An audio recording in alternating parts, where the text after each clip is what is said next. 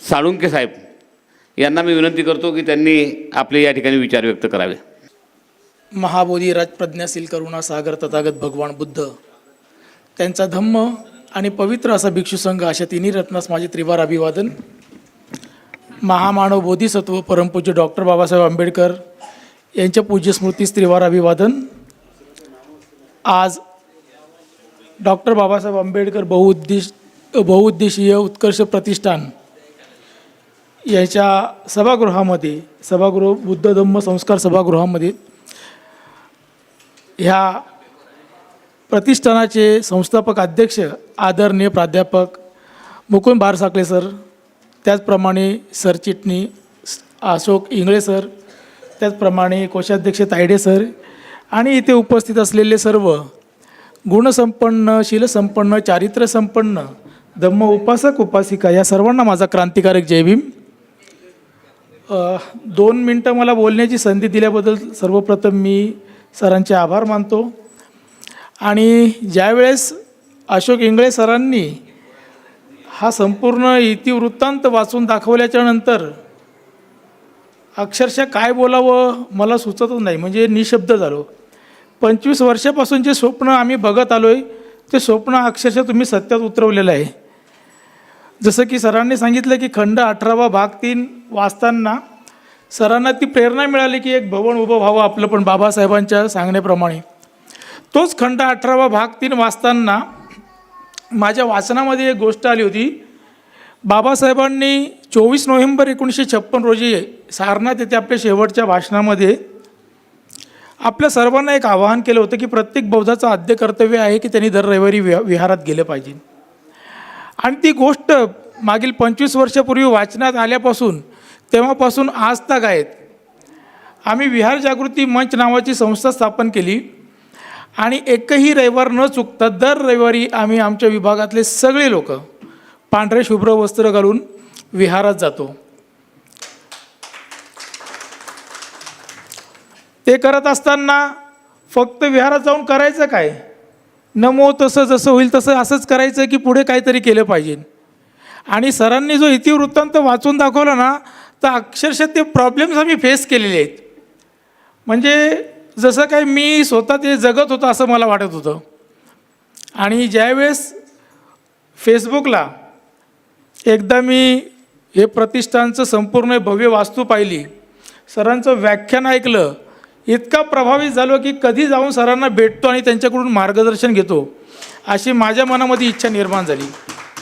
आणि जेव्हा आता सरांनी सांगितलं, अशोक इंगळे सरांनी सांगितलं की जिथे जिथे प्रतिष्ठान उभं करण्याची इच्छा असेल तुम्ही करा, आम्ही तुम्हाला सहकार्य करू. ॲक्च्युली आम्ही आलोच त्या उद्देशाने सरांना भेटायला की सर आम्हाला मार्गदर्शन करा. ही स्वप्न आम्ही देखील खूप आमच्या उराशी बाळगून आहे. कारण की आपल्या समाजामधील तळागाळातल्या व्यक्तीपर्यंत तो सधन झाला पाहिजे. त्याला बोलतात ना की पैशाची चणचण राहिली नाही पाहिजे. यासाठी काहीतरी करावंसं, म्हणजे आर्थिकदृष्ट्या तो सबळ झाला पाहिजे. ह्या उद्देशाने प्रत्येकजण विचार करतो पण त्याला मार्ग सापडत नाही. आणि ज्याप्रमाणे तुम्ही आता जो संपूर्ण लेखाजोखा जो वाचला, खूप काही गोष्टी लक्षात आल्या. आणि सरांना खरंच म्हणून की सर आम्हालाही काही ब्लू प्रिंटच्या काही गोष्टी सांगा, ते मार्गदर्शन घेण्यासाठी आलो आहे. मागच्या 2 महिन्यापूर्वी सरांशी माझी चर्चा झाली, त्यावेळेसच मी येणार होतो इथे. मी माझ्या संपूर्ण कार्यकारिणीशी चर्चा केली.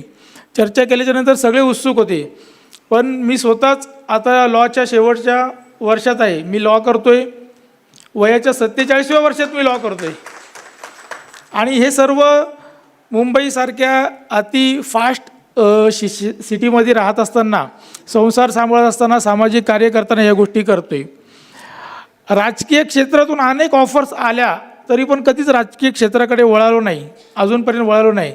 माझी आई भारतीय बौद्ध महासभेची केंद्रीय शिक्षिका आहे आणि आईकडूनच हे बाळकडू आम्हाला मिळालेलं आहे. त्यानंतर मी देखील भारतीय बौद्ध महासभेचा बौद्धाचार्य 2003 साली झालो आणि आमच्याबरोबर आज 4 बौद्धाचार्य इथं बसलेले आहेत. सांगायचं असं आहे की आम्ही देखील आजपर्यंत कुठल्याच राजकीय व्यक्तींना आमच्या स्टेजवर कधी बोलवलं नाही किंवा कोणाची मदत घेतली नाही. जसं सरांनी सांगितलं ना की जर कोणाची मदत घेतली तर हुजरेगिरी करावी लागेल, आणि निश्चितच त्या गोष्टी आम्हालाही कधीच पटल्या नाही. पण शेवटी पैशाशिवाय काहीच होत नाही. कुठली गोष्ट करायची तर पैसा लागतो आणि तो उभा कसा करायचा ही चिंता कायम आम्हाला सतावत असायची. आमचे जो ग्रुप आहे त्या ग्रुपमधूनच आम्ही वर्गणी गोळा करून जे काय आमचे दर रविवारचे आम्ही कार्यक्रम चालवतो, त्याच्या व्यतिरिक्त आम्ही शैक्षणिक कार्यक्रम देखील घेतले आणि जागृती करण्याचे एवढे कार्यक्रम घेतले की समाजामध्ये किंवा या भारतामध्ये कुठलीही अशी नवीन गोष्ट निर्माण होत असेल जी तळागाळातल्या लोकांपर्यंत पोहोचत नसेल, ती गोष्टीचा आम्ही अभ्यास करून विहारांच्या माध्यमातून हे लोकांना आम्ही सांगण्याचे प्रयत्न करत आलो आहे. सांगायचं असं की पैशाशिवाय जर काहीच होत नाही तर आम्ही स्वतःच्या वर्गण्या काढून जे काय करता आलं ते आत्तापर्यंत करत आलो आहे. पण हे जे स्वप्न होतं की असं आपलीही काहीतरी एक वास्तू मुंबईमध्ये उभी व्हावी किंवा याच्यासारखं काहीतरी करावं, बाबासाहेबांची जी इच्छा होती की स्वतःचं एक भवन असावं, स्वतःचे शाळा कॉलेज असावे, बाबासाहेबांच्या हयातीत त्यांनी कॉलेजेस उभे केलेले होते. पण त्यानंतर कुठल्या पिढीला ते करता आले नाही आणि ही सल नेहमी मनात कायम होती.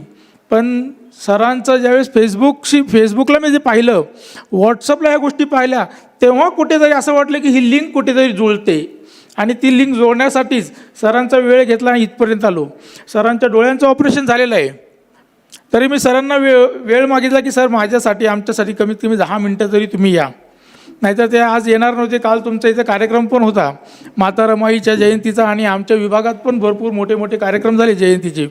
आम्ही एकही पौर्णिमा ही सोडत नाही, प्रत्येक पौर्णिमा आम्ही साजरी करतो, प्रत्येक अष्टमी आम्ही साजरी करतो, आम्ही दर रविवारी विहारात जातो. हे सगळं करत असताना अशी वास्तू आम्हाला उभी करता आली नाही आणि त्याची सल मनात नेहमी कायम राहिलेली आणि तेच मार्गदर्शन घेण्यासाठी सरांकडे आलो आहे. निश्चित आजचा जो इतिवृत्तांत सरांनी जो वाचून दाखवला त्याच्यातून तर खूप प्रेरणा मिळाली, तरी अजून सरांकडून आम्हाला मार्गदर्शन घ्यायचं आहे. आणि सरांनी ज्याप्रमाणे हे तुम्ही सर्व कमिटीने मिळून जे हे काही चालवलं आहे, अक्षरशः म्हणजे याच्याबद्दल शब्द नाही आहे, इतकं जबरदस्त असं हे कार्य आहे. आपल्या समाजातून असं खूप व्हायला पाहिजे होतं. मुंबईमध्ये मी बघतो की एवढ्या मोठ्या प्रमाणात जयंत्या होतात, लाखो करोडोचा खर्च होतो आणि तो खर्च फक्त फटाके, नाच गाणे, DJ आणि जेवणातच जातो.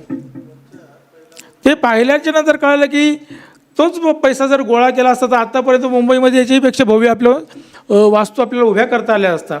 पण तसा एकोपा नाही, तसं कोणी कोणाचं ऐकायला तयार नसतं आणि त्यामुळे ह्या सगळ्या गोष्टी अजूनपर्यंत लांब राहिलेल्या आहेत. तर निश्चितच आज आम्ही इथपर्यंत आलो आणि या सगळं पाहिलं आहे, तर इथून काही ना काही घेऊनच जाणार आहे आणि ते घेण्यासाठी आम्ही इथे आलेलो. आपण एवढं मला शांत चित्ताने ऐकून घेतलं त्याबद्दल मी आपल्या सर्वांचे आभार मानतो, सरांचा आभार मानतो, संपूर्ण कमिटीचा आभार मानतो की त्यांनी आमचा इथं मान सन्मान केला आहे, आम्हाला 2 मिनटं बोलण्याची संधी दिली, त्याबद्दल पुन्हा एकदा आभार मानतो आणि माझे 2 शब्द इथं संपवतो. नमो बुद्धाय, जय भीम.